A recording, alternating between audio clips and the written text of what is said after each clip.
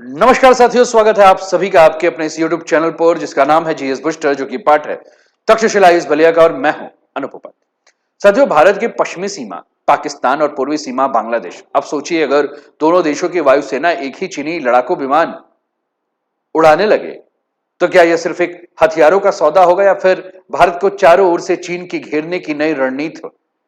क्योंकि आज की दुनिया में लड़ाकू विमान सिर्फ आसमान से नहीं लड़ते, वे डेटा से लड़ते हैं, रडार से, इलेक्ट्रॉनिक वारफेयर से और उस पूरे सैन्य नेटवर्क से जो उन्हें लगातार ताकत दे रहा है।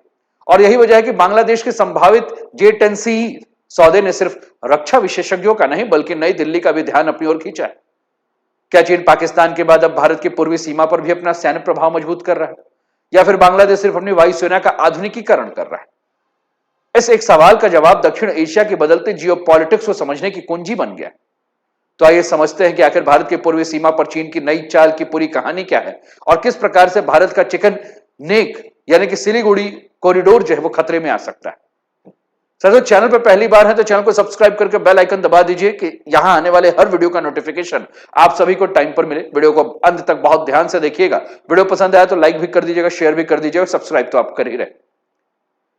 आज का टॉपिक आपके स्क्रीन पर है साथियों, चिकन नेक के पास ड्रैगन, भारत खतरे में। साथियों, अगर इस पूरी कहानी को सिर्फ एक हेडलाइन से समेट दिया जाए तो ऐसा लगेगा कि बांग्लादेश चीन से नए लड़ाकू विमान खरीदना चाहता है। लेकिन रक्षा सौदे की दुनिया में किसी भी फाइटर जेट की खरीद केवल सैन्य फैसला नहीं होती, बल्कि वह विदेश नीति, रणनीतिक प्राथमिकताओं और भविष्य की सुरक्षा सोच का भी संकेत होती है। बांग्लादेश की वायुसेना का आकार भारत या चीन जैसा नहीं है। उसकी प्राथमिकता किसी बड़े युद्ध की तैयारी से ज्यादा अपनी हवाई सीमा की सुरक्षा, समुद्री क्षेत्र की निगरानी और बदलते सुरक्षा माहौल के अनुरूप अपनी क्षमता को बढ़ाना है। लेकिन पिछले कुछ वर्षों में दक्षिण एशिया का सामरिक संतुलन तेजी से बदला है। भारत लगातार अपने एयर पावर को आधुनिक बना रहा है। राफेल की तैनाती हो, चाहे S-400 एयर डिफेंस सिस्टम हो, चाहे अपग्रेडेड सुखोई की बात करें, चाहे तेजस MK-1A की बात करें और भविष्य का AMCA प्रोग्राम, इस दिशा में बड़े कदम है। दूसरी ओर पाकिस्तान चीन के साथ मिलकर पहले JF-17 विकसित कर चुका है, अब J-10C को भी अपनी वायुसेना सेना में शामिल कर रहा है। ऐसे माहौल में ढाका के सामने एक स्वाभाविक सवाल खड़ा हुआ है, क्या उसकी मौजूदा वायुसेना आने वाले 2 या 3 दशक की चुनौतियों के लिए पर्याप्त होगी? और इसी सवाल ने एक नई मल्टी रोल फाइटर जेट की तलाश को तेज कर दिया है। यही चीन की रणनीति सामने आती है। बीजिंग केवल एक विमान नहीं बेच रहा है बल्कि एक पूरा रक्षा पैकेज पेश कर रहा है, जिसमें फाइटर जेट होगा, पायलटों का प्रशिक्षण होगा, हथियार दिए जाएंगे, स्पेयर पार्ट्स दिए जाएंगे, उसका रख रखाव यानी कि मेंटेनेंस, तकनीकी सहायता और लंबे समय तक ऑपरेशनल सपोर्ट। किसी भी विकासशील देश के लिए मॉडल आकर्षक होता है क्योंकि अलग अलग देशों से अलग अलग सिस्टम खरीदने और उन्हें जोड़ने की जटिलता काफी कम हो जाती है। दिलचस्प बात यह है कि बांग्लादेश पहले से ही अपने रक्षा उपकरणों का बड़ा हिस्सा चीन से खरीद रहा है। उसकी नौसेना में कई चीनी प्लेटफॉर्म है। थल सेना में बड़ी संख्या में चीनी मूल के हथियार और वाहनों का इस्तेमाल होता है। और साथियों, भारत को यही डर है कि कहीं सिलीगुड़ी कॉरिडोर जो एरिया है, जो चिकन नेक का क्षेत्र दिख रहा है, जो कि 22 किलोमीटर चौड़ा है, जिसके एक तरफ बांग्लादेश, दूसरी तरफ नेपाल, तीसरी तरफ भूटान है, कहीं ये खतरे में तो नहीं आ जाएगा? और भारत इस पर क्या रणनीति अपनाएगा? तो साथियों, हमने कहा कि यह मामला सिर्फ एक विमान खरीदने तक सीमित नहीं है। सवाल यह उठने लगता है कि क्या बांग्लादेश धीरे धीरे ऐसा इकोसिस्टम रक्षा के संबंध में बना रहा है जिसका तकनीकी रीढ़ चीन के हाथ में होगा? क्योंकि आधुनिक हथियार केवल खरीदने से काम नहीं चलता। उनकी असली उम्र तय होती है नियमित सॉफ्टवेयर अपडेट से, स्पेयर पार्ट्स की उपलब्धता से, हथियारों की सप्लाई से, तकनीकी सहायता से और लगातार मिलने वाले लॉजिस्टिक सपोर्ट से। यानी अगर किसी देश की पूरी सैन्य प्रणाली एक ही विदेशी स्रोत के ऊपर निर्भर हो जाए तो निर्भरता केवल तकनीकी नहीं बल्कि रणनीतिक रूप से भी हो जाती है। और यही वजह है कि भारत के कई सुरक्षा विशेषज्ञ इस संभावित सौदे को केवल 24 लड़ाकू विमान के नजरिए से नहीं देख रहे। उनकी नजर इस बात पर है कि इसके जरिए चीन का सैन्य प्रभाव बांग्लादेश की रक्षा व्यवस्था में कितना गहरा हो सकता है और उसका असर भविष्य में पूरे क्षेत्र की रणनीति पर किस प्रकार से बदलेगा, कैसे तस्वीर बदलेगी। लेकिन अब सबसे अहम सवाल सामने आता है, जिसे हम J-10C को लेकर जो हम चर्चा कर रहे हैं, जिसकी चर्चा हो रही है, आखिर उसकी वास्तविक क्षमता क्या है? क्या वह सचमुच इतना आधुनिक लड़ाकू विमान है कि क्षेत्रीय शक्ति संतुलन को प्रभावित कर सके, या फिर उसकी चर्चा उसके वास्तविक ताकत से ज्यादा तकनीक चर्चा जो है वो ज्यादा राजनीतिक और रणनीतिक संदेशों की वजह से हो रही? तो आइए हम समझते हैं कि क्या है J-10C और क्यों इसे राफेल किलर कहा जा रहा है। जब मैं राफेल किलर का नाम ले रहा हूं तो आपके दिमाग में होगा कि जरूर ये चर्चा ऑपरेशन सिंदूर की हो रही, और यहीं से इस पूरी कहानी का जो सबसे चर्चित और सबसे विवादित हिस्सा जो है वो शुरू हो जाता है। साथियों, जब भी हम चीन के J-10C की बात करते हैं तो उसके साथ एक शब्द हमेशा सुनाई देता है, राफेल किलर। लेकिन क्या किसी लड़ाकू विमान को सिर्फ एक युद्ध या कुछ दावों के आधार पर ऐसा नाम दिया जा सकता है? असलियत यह है साथियों कि आधुनिक हवाई युद्ध अब फिल्मों की तरह नहीं होते, जहां दो विमान आमने सामने से आए, टकरा गए, जिसने पहले मिसाइल दागी वही जीत गया। आज एयर कॉम्बैट एक नेटवर्क स्ट्रेटेजिक वॉर है, जिसमें केवल पायलट नहीं लड़ता बल्कि उसके साथ अवॉक्स, ground radar, data link, electronic warfare system, satellite और पूरा कमांड का जो कंट्रोल नेटवर्क है वो सभी लड़ता है। इसलिए किसी भी दो फाइटर जेट की तुलना केवल उनकी स्पीड, इंजन या मिसाइलों के आधार पर करना पूरे तस्वीर को नहीं दिखाता। और यही वजह है कि J-10C और राफेल की तुलना करते समय केवल विमान नहीं बल्कि उनके पीछे खड़े पूरे सैन्य इकोसिस्टम को समझना बहुत ही ज्यादा जरूरी हो जाता है। साथियों, साल 2025 में भारत और पाकिस्तान के बीच जब हवाई कार्रवाई हुई थी तो J-10C अचानक पूरी दुनिया के लिए चर्चा का विषय बन गया था। चीनी मीडिया हो, सरकारी प्लेटफॉर्म हो, इसे रक्षा तकनीक की बड़ी सफलता के रूप में पेश किया गया। सोशल मीडिया पर ऐसे दावे तेजी से फैलाए गए कि चीनी विमान ने पश्चिमी तकनीक को पीछे छोड़ दिया। लेकिन यहां एक महत्वपूर्ण अंतर समझना जरूरी है कि दावा और सत्यापित प्रमाण एक ही चीज नहीं होता। सार्वजनिक रूप से आज एक ऐसी स्वतंत्र और पूरी तरह से सत्यापित जानकारी उपलब्ध नहीं है जिससे यह निश्चित रूप से कहा जा सके कि किसी विशेष J-10C ने किसी विशेष राफेल को गिराया हो। युद्ध के वास्तविक record, radar record, mission log और इलेक्ट्रॉनिक डेटा सार्वजनिक नहीं किए गए, इसलिए इस पूरे घटनाक्रम के बारे में कई दावे मौजूद हैं, लेकिन उनकी स्वतंत्र पुष्टि सीमित है। और यही आधुनिक युद्ध की एक नई वास्तविकता है। आज लड़ाई केवल आसमान में नहीं लड़ी जाती बल्कि सूचना के मोर्चे पे भी लड़ी जाती, जिसे दुनिया इंफॉर्मेशन वॉर कहती। किसी हथियार की छवि, उसकी प्रतिष्ठा और उसके बारे में बना वैश्विक नैरेटिव भी कई बार उतना ही प्रभाव डालता है जितना उसका वास्तविक प्रदर्शन। और चीन ने इस अवसर का पूरा लाभ उठाया है। पहली बार उसके सबसे आधुनिक एक्सपोर्ट फाइटर जेट को वैश्विक स्तर पर बड़ी पहचान मिली। रक्षा बाजार में केवल तकनीकी क्षमता ही नहीं बल्कि विश्वास और प्रतिष्ठा भी बिकती है। अगर किसी विमान को युद्ध में सफल माना जाने लगे तो उसके संभावित खरीदार अपने आप बढ़ने लगते हैं। और यही कारण है कि J-10C की चर्चा अब केवल पाकिस्तान तक सीमित नहीं रही। मध्य एशिया, अफ्रीका, दक्षिण पूर्व एशिया और अब बांग्लादेश जैसे देशों में भी यह विमान संभावित विकल्प के रूप में देखा जाने लगा है। चीन के लिए यह केवल हथियार निर्यात नहीं बल्कि अपनी रक्षा उद्योग और अपने सैन्य तकनीक को वैश्विक स्तर पर सत्यापित करने का दीर्घकालिक रणनीति है। लेकिन भारत की रणनीतिक चिंता केवल J-10C की तकनीकी क्षमता नहीं है। भारतीय सैन्य योजनाकार किसी एक विमान को लेकर नहीं बल्कि इसके पीछे बन रहे पूरे नेटवर्क को देख रहे हैं। अगर पाकिस्तान और फिर बांग्लादेश दोनों धीरे धीरे चीनी प्लेटफॉर्म, चीनी हथियार, चीनी डेटा लिंक, चीनी टेक्नोलॉजी के ऊपर निर्भर होने लगे तो भारत के सामने केवल दो अलग अलग वायुसेना नहीं होंगी बल्कि एक जैसे सैन्य इकोसिस्टम दो पड़ोसी में देखने को मिलेंगे। और यही से कहानी एक विमान की तुलना से आगे बढ़कर चीन के उभरते डिफेंस इकोसिस्टम तक पहुंच जाती है। क्योंकि आखिरकार सबसे बड़ा सवाल यह नहीं है कि J-10C कितना ताकतवर है। असली सवाल यह है कि चीन दक्षिण एशिया में किस तरह से अपने सैन्य नेटवर्क को तैयार कर रहा है। साथियों, अगर आपको लगता है कि चीन का लक्ष्य सिर्फ 24 लड़ाकू विमान बेचना है तो शायद आप इस कहानी के सबसे महत्वपूर्ण हिस्सा मिस कर रहे हैं। क्योंकि आज की दुनिया में हथियार केवल युद्ध लड़ने और के लिए या बेचने के लिए नहीं होते बल्कि उनके जरिए लंबे समय तक रणनीतिक प्रभाव को बनाया जाता है। आधुनिक रक्षा उद्योग में असली ताकत केवल फाइटर जेट की क्षमता नहीं बल्कि उसके आसपास पूरे इकोसिस्टम में होती है। जरा एक आधुनिक लड़ाकू विमान की कल्पना कीजिए, वह सिर्फ उड़ान नहीं भरता, हर मिशन के बाद उसकी तकनीकी जांच होती है, रडार, मिशन सिस्टम अपडेट होते हैं, सॉफ्टवेयर में नए नए पैच आते हैं, हथियारों का इंटीग्रेशन होता है, स्पेयर पार्ट्स बदले जाते हैं, पायलट लगातार दोबारा प्रशिक्षण लेता है और ग्राउंड क्रू नई टेक्नोलॉजी पर काम करना सीखते हैं।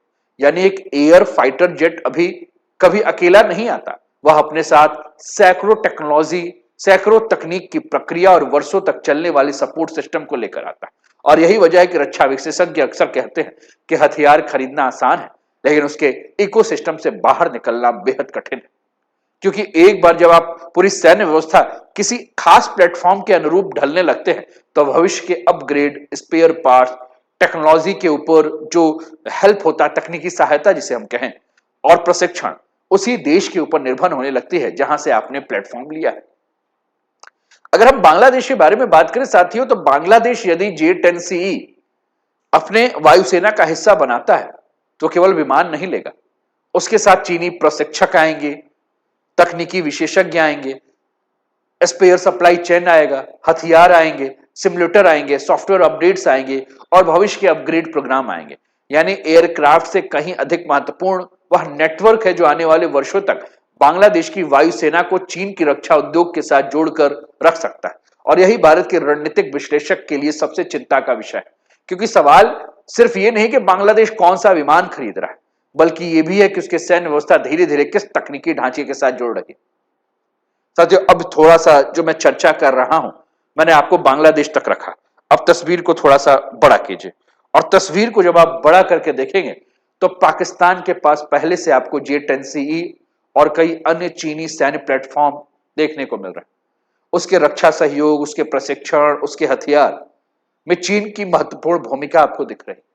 अगर भविष्य में बांग्लादेश भी समान तकनीक दिशा में आगे बढ़ता है, तो पहली बार भारत के पूर्व और पश्चिम दोनों ओर समान चीनी रक्षा प्लेटफॉर्म दिखाई दे सकते हैं। और यहां एक बात बिल्कुल स्पष्ट रहनी चाहिए कि इसका अर्थ यह नहीं है कि पाकिस्तान और बांग्लादेश किसी संयुक्त सैन्य मोर्चा का हिस्सा है, लेकिन इतना अवश्य कहा जा सकता है कि यदि अलग अलग देश समान चीनी प्लेटफॉर्म अपनाते हैं तो चीन के लिए प्रशिक्षण, अपग्रेड करना, लॉजिस्टिक और तकनीकी सहायता, एक व्यापक नेटवर्क विकसित करना कहीं अधिक आसान हो जाएगा। और यही चीन की दीर्घकालिक रणनीति का महत्वपूर्ण हिस्सा माना जाता है कि वह केवल हथियार नहीं बेचता, बल्कि स्टैंडर्डाइज्ड डिफेंस इकोसिस्टम तैयार करता है, जहां सॉफ्टवेयर समान हो, हथियारों का इंटीग्रेशन समान हो, रख रखाव की प्रक्रिया समान हो, प्रशिक्षण का ढांचा भी लगभग एक जैसा हो, कि किसी भी रक्षा उद्योग के लिए सबसे मूल्यवान स्थिति रहेगी। क्योंकि इससे ग्राहक देश जो है वो वर्षों तक उसी तकनीक श्रृंखला का, यानी कि टेक्नोलॉजी का जो सीरीज है, उसका हिस्सा बना रहे। साथियों, मॉडल पूरी तरह से नया भी नहीं। दशकों तक अमेरिका ने F-16 और F-16 के बाद F-35 जैसे प्लेटफॉर्म के माध्यम से अपने सहयोगी देशों के साथ गहरे रक्षा नेटवर्क विकसित किए। चीन भी अब एशिया, अफ्रीका और मध्य पूर्व में अपने रक्षा निर्यात के जरिए वैसे ही दीर्घकालिक तकनीक और औद्योगिक प्रभाव को स्थापित करना चाहता है। क्योंकि जब कोई देश अपने हथियारों, प्रशिक्षण, स्पेयर सप्लाई, अपग्रेड सिस्टम पर निर्भर होता है, तो वो केवल एक ग्राहक नहीं होता, बल्कि आपके साथ लंबे समय तक जो है वो जुड़ा रहता है। साथियों, यहीं से जो पूरी की पूरी कहानी जो है वो एक संवेदनशील मोड़ ले लेती है, क्योंकि अब चर्चा केवल बांग्लादेश या J-10CE से नहीं रह जाती, बल्कि भारत के सबसे रणनीतिक भूभाग सिलीगुड़ी कॉरिडोर, जिसे कि हम आसान भाषा में चिकन नेक कहते हैं, वहां तक जो है पहुंच जाती। जब भी बांग्लादेश, चीन और भारत की सुरक्षा की चर्चा होगी, तो चिकन नेक सिलीगुड़ी कॉरिडोर आपको सुनने को जरूर मिलेगा। लेकिन क्या यह सिर्फ नक्शे पर दिखाई देने वाली एक पतली सी जमीन है, या वास्तव में भारत की सुरक्षा व्यवस्था का सबसे संवेदनशील भाग? साथियों, जब भारत के नक्शे पे आप नजर डालेंगे, तो भारत के नक्शे पे अगर हम बहुत ध्यान से देखें, मैं फिर से मैप आपके सामने रखता हूं, तो ये जब सिलीगुड़ी कॉरिडोर को जब आप यहां देख रहे हैं, तो उत्तर प्रदेश में आपको अरुणाचल प्रदेश, असम, मेघालय, नागालैंड, मणिपुर, मिजोरम, त्रिपुरा, सिक्किम, ये मुख्य भारत से एक बेहद सकरे जमीनी गलियारे के माध्यम से जुड़े हुए राज्य दिख रहे हैं। और ये गलियारा, जिसको कि हम सिलीगुड़ी कॉरिडोर या आम भाषा में चिकन नेक कहते हैं, अपने सबसे संकरे हिस्से की चौड़ाई अगर हम बात करें तो 20 से 22 किलोमीटर ही मानी जाती है। और यही वो कॉरिडोर है जिससे सेना की आवाजाही होती है, रेलवे और राष्ट्रीय राजमार्ग गुजरते हैं, ईंधन हो, खाद्यान्न हो या अन्य आवश्यक वस्तुओं की आपूर्ति होती है। इसलिए यदि किसी संकट की स्थिति में इस क्षेत्र पर गंभीर दबाव पड़ता है, तो उसका असर केवल सैन्य स्तर तक सीमित नहीं रहेगा, बल्कि करोड़ों नागरिकों की रोजमर्रा की जिंदगी भी प्रभावित हो सकती है। लेकिन अब सबसे महत्वपूर्ण सवाल कि क्या बांग्लादेश की वायुसेना में J-10C शामिल होने का मतलब है कि चिकन नेक जो है वो तुरंत खतरे में आ जाएगा? साथियों, ना ही सैन्य दृष्टि से यह कहना सही होगा कि किसी देश के द्वारा आधुनिक लड़ाकू विमान का खरीद लेना अपने आप में आक्रामक इरादे या भविष्य में संघर्ष का प्रमाण। बांग्लादेश भारत का घोषित सैन्य प्रतिद्वंदी नहीं है। दोनों देशों के बीच सीमा प्रबंधन, आतंकवाद रोधी सहयोग, व्यापार, कूटनीतिक संवाद के कई तंत्र आज भी सक्रिय हैं। तो फिर भारतीय रणनीतिक समुदाय इस संभावित सौदे को गंभीरता से क्यों देख रहा है? इस पर भी हमें जानना जरूरी है, इसमें भी हमें समझना है भारत कैसे सोचता है, कैपेबिलिटी बेस्ड प्लानिंग भारत की क्या है, पूर्वी कमान का आधुनिकीकरण कैसे करना है, इंटीग्रेटेड एयर डिफेंस पे कैसे काम करना है, इन सबके ऊपर हम अब चर्चा जो है उसको आगे बढ़ाते हैं। साथियों, अगर मैं ये बात कहूं कि क्या बांग्लादेश जो है वो भारत के साथ सीधे लड़ने आ रहा है, तो ऐसा हमने कहा कि सही नहीं है, क्योंकि अभी भी कई मोर्चे पे दोनों के संबंध मधुर है। लेकिन सैन्य योजनाकार केवल वर्तमान स्थिति का आकलन नहीं करते, बल्कि अगले 10, 20, 30, 50 साल की संभावनाओं पर काम करते हैं। उनके लिए हर नया रक्षा सौदा एक अलग घटना नहीं, बल्कि किसी बड़े रणनीतिक रुझान का हिस्सा हो सकता है। यदि भविष्य में चीन बांग्लादेश के रक्षा ढांचे में अपनी तकनीकी मौजूदगी को बढ़ाता है, प्रशिक्षण को गहरा सहयोग पहुंचाता है, लॉजिस्टिक सपोर्ट करता है, तो धीरे धीरे उसका प्रभाव भारत के पूर्वी सीमा के निकट अधिक दिखाई देगा। और यहां एक बात स्पष्ट कर देता हूं मैं आपको, यह कोई घोषित चीनी योजना नहीं, बल्कि एक संभावित रणनीतिक परिदृश्य है जिस पर सुरक्षा विशेषज्ञ विचार कर रहे हैं। रणनीतिक विश्लेषण का उद्देश्य भविष्य की संभावनाओं का आकलन करना होता है, ना कि हर संभावना को निश्चित घटना मान लेता। सत्य पूरी तस्वीर एक साथ अगर हम देखें तो पश्चिम में पाकिस्तान, उत्तर में चीन, हिंद महासागर में चीन की बढ़ती नौसैनिक गतिविधि और बंगाल की खाड़ी में उसका बढ़ता आर्थिक और सामरिक प्रभाव, भारत के सुरक्षा योजनाकार इन सभी पहलुओं को एक साथ जोड़कर देखते हैं और इनके लिए अलग अलग घटनाएं नहीं, बल्कि एक व्यापक स्ट्रेटेजिक थिएटर का हिस्सा है। और इसी संदर्भ में बांग्लादेश का संभावित J-10C सौदा केवल एक रक्षा खरीद नहीं रह जाता, ये दक्षिण एशिया में बदलते सामरिक संतुलन की बड़ी तस्वीर का एक हिस्सा माना। चीन की रणनीति केवल जमीन या हवाई क्षेत्र तक सीमित नहीं है, उसका एक और महत्वपूर्ण आयाम जो है वो समुद्र से जुड़ गया है, और वो समुद्र जो है जिस पर हम बात कर रहे हैं वो है बंगाल की खाड़ी। अगर हम बंगाल की खाड़ी के बारे में बात करते हैं साथियों, तो बंगाल की खाड़ी जहां से अंतरराष्ट्रीय व्यापारिक जहाज गुजरते हैं, ऊर्जा आपूर्ति होती है, हिंद महासागर के कई महत्वपूर्ण समुद्री संचार रेखाएं होकर निकलती हैं। पिछले एक दशक में चीन ने इसे पूरे समुद्री क्षेत्र में अपनी आर्थिक, कूटनीतिक और सामरिक मौजूदगी लगातार बढ़ाई। तो बे ऑफ बंगाल चीन की इंडो पैसिफिक रणनीति में इतना महत्वपूर्ण हो चुका है, जिससे कि अगर नहीं समझा गया तो पूरे समीकरण में बांग्लादेश की वास्तविक भूमिका को जो है वो नहीं समझा जा सकता। अगर आपको यह लगता है कि चीन की दिलचस्पी केवल बांग्लादेश की वायुसेना तक सीमित है, तो तस्वीर अभी पूरी नहीं हुई, क्योंकि बीजिंग किसी क्षेत्र को केवल जमीन, आसमान या समुद्र अलग अलग हिस्सों के रूप में नहीं देखता। उसकी रणनीति पूरे स्ट्रेटेजिक ज्योग्राफी को एक साथ जोड़कर चलती, और इसी भूगोल में बांग्लादेश की स्थिति उसे विशेष महत्व देती।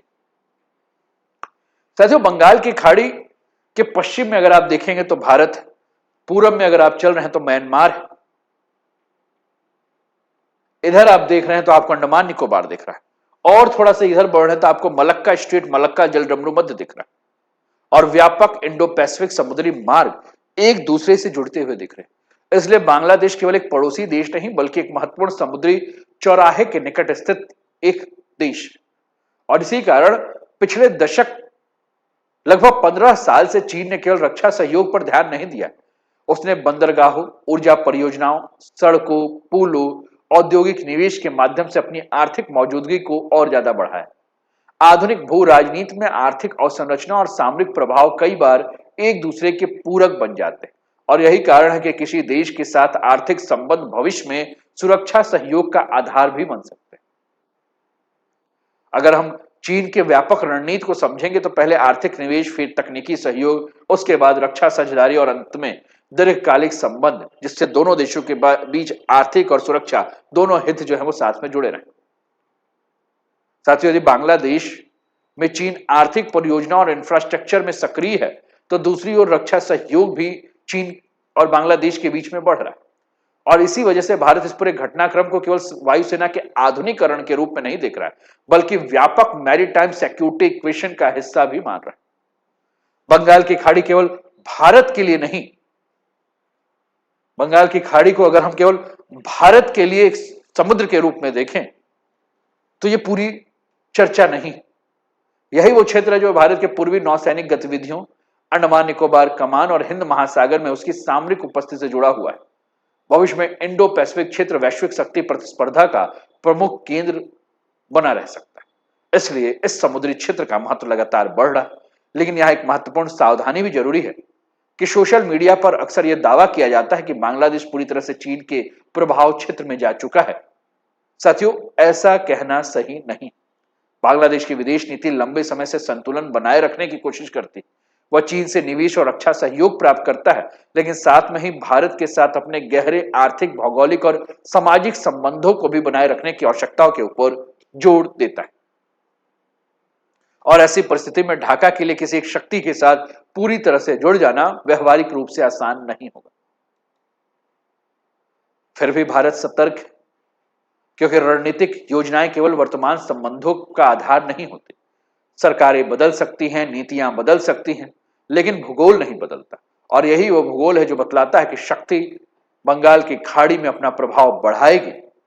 जिस शक्ति का बंगाल की खाड़ी में प्रभाव बढ़ेगा, उसका असर भारत की समुद्री सुरक्षा, पूर्वी क्षेत्र और इंडो पैसिफिक रणनीति पर अवश्य पड़ेगा। और यही कारण है कि नई दिल्ली इस पूरे घटनाक्रम को केवल 24 संभावित लड़ाकू विमान की खरीद के रूप में नहीं, वह इसे दक्षिण एशिया में बदलते सामरिक संतुलन के एक बड़े संकेत के रूप में जो है वह समझती है। साथियों, अब हम बात करेंगे कि भारत की संभावित रणनीति क्या है, भारत क्या करेगा।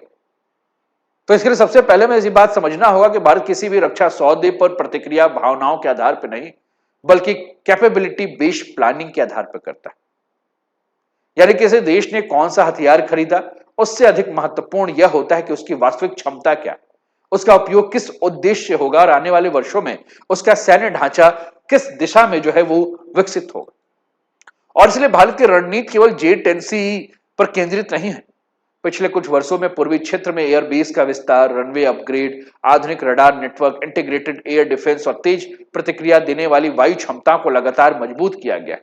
और इसके साथ ही अंडमान निकोबार कमान का महत्व भी लगातार बढ़ा है, क्योंकि भविष्य की सुरक्षा चुनौतियां केवल जमीन तक सीमित नहीं रहेगी, उसका संबंध हवा और समुद्र दोनों से होगा। भारत की सबसे बड़ी ताकत केवल उसकी सैन्य क्षमता नहीं,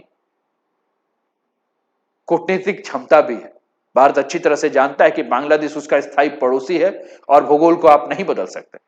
इसलिए नई दिल्ली की प्राथमिकता केवल सैन्य संतुलन बनाए रखना नहीं, बल्कि व्यापार, ऊर्जा, कनेक्टिविटी, राजनीतिक संवाद के माध्यम से द्विपक्षीय संबंधों को मजबूत बनाए रखना भी है, क्योंकि मजबूत संबंध किसी भी बाहरी शक्ति के प्रभाव को संतुलित करने में महत्वपूर्ण भूमिका निभा सकते हैं। और यही कारण है कि भारत रक्षा आधुनिकीकरण के साथ साथ neighbourhood first, act east, Indo Pacific जैसी नीतियों को समान रूप से लेकर चल रहा है, क्योंकि 21वीं सदी की भू राजनीति में राष्ट्रीय सुरक्षा केवल टैंक, युद्धपोत, लड़ाकू विमानों से तय नहीं होती। रेलवे, बंदरगाह, ऊर्जा गलियारा, डिजिटल कनेक्टिविटी, सप्लाई चेन, व्यापार और भरोसेमंद साझेदारियां भी सुरक्षा के लिए उतना ही महत्वपूर्ण स्तंभ बन चुके हैं। तो साथियों, अंततः मैं यही कहूंगा कि दक्षिण एशिया में चीन के बढ़ते रक्षा और तकनीकी प्रभाव की व्यापक तस्वीर की अगर हम बात करें, तो बांग्लादेश के द्वारा J-10C जैसे आधुनिक लड़ाकू विमान हासिल करना भारत के लिए संभावित एक रणनीतिक चुनौती हो सकती है। इसका अर्थ यह नहीं है कि यह क्षेत्र जो है युद्ध की ओर आगे बढ़ रहा है। और इतिहास बताता है साथियों की बड़ी शक्तियां एक ही घटना से अपना प्रभाव स्थापित नहीं करती। वे धीरे धीरे आर्थिक निवेश, अवसंरचना, तकनीकी सहयोग, रक्षा साझेदारी जैसे दीर्घकालिक रणनीतिक संबंधों से अपने रिश्ते को जो है वो मजबूत करती है। तो शायद बांग्लादेश के संभावित J10C सौदे को भी इसी व्यापक परिप्रेक्ष्य में समझने की आवश्यकता है। आपको क्या लगता है, क्या चीन का जो ये विस्तार दिख रहा है, चीन का जो ये प्रसार दिख रहा है, चीन का जिस प्रकार से रणनीतिक प्रभाव दिख रहा है, Pakistan, China Pakistan economic corridor, Chittagong port, यानी कि भारत के पश्चिम, भारत के पूरब, भारत के दक्षिण, भारत के उत्तर, क्या यह भारत को घेरने की पूरी पूरी कोशिश है? क्या युद्ध तय है? क्या दक्षिण एशिया का बदलता पावर बैलेंस जो है वह किसी नई दिशा में जा रहा है? आप अपने विचारों को कमेंट के माध्यम से हम तक अवश्य पहुंचाएं और कैसा लगा सेशन ये भी बताएं। साथियों, अभी तक आपने चैनल को सब्सक्राइब नहीं किया तो सब्सक्राइब कर दिए, वीडियो को लाइक नहीं किया तो लाइक कर दिए और अपना ध्यान रखिए। स्वस्थ रहिए, मस्त रहिए, तंदुरुस्त रहिए, हंसते खेलते मुस्कुराते जीवन का आनंद लीजिए। जय हिंद, जय भारत।